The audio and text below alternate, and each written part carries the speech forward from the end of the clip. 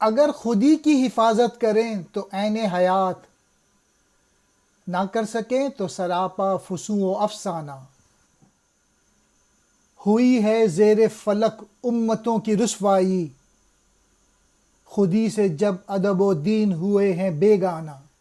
علامہ اقبال کہہ رہے ہیں کہ جو اوپر جن چیزوں کا ذکر ہے، اگر یہ آدمی کی خودی بڑھاتے ہیں، اس کی خود شناسی بڑھاتے ہیں، تو پھر یہ کوئی نقصان دہ چیز نہیں ہے، پھر یہ انسان کی زندگی کے لیے مفید چیزیں ہیں، شاعری۔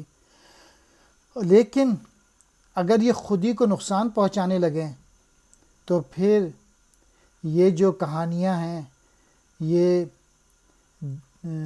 جو جادو اور اس کے سوا یہ اور کچھ نہیں ہے۔ پھر آخری شعر میں علامہ اقبال کہہ رہے ہیں کہ اگر خدا نخواستہ ادب اور دین خودی سے بیگانہ ہو جائیں، یعنی یہ جو فنون لطیفہ ہے اگر خودی کی پرورش نہ کرے تو آسمان کے نیچے ذلت اور رسوائی جو ہے اس کے شکار ہو جاتی ہیں قومیں۔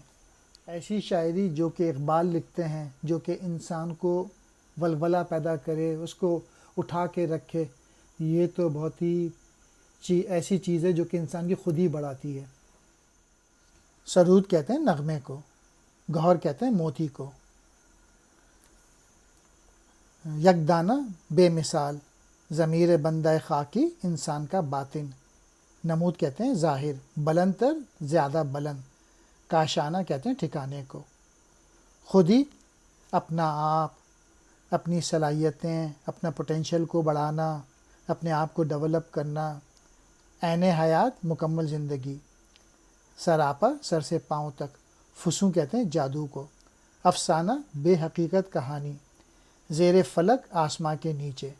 امتیں قوموں۔ رسوائی بدنامی۔ بیگانہ پرائے الگ۔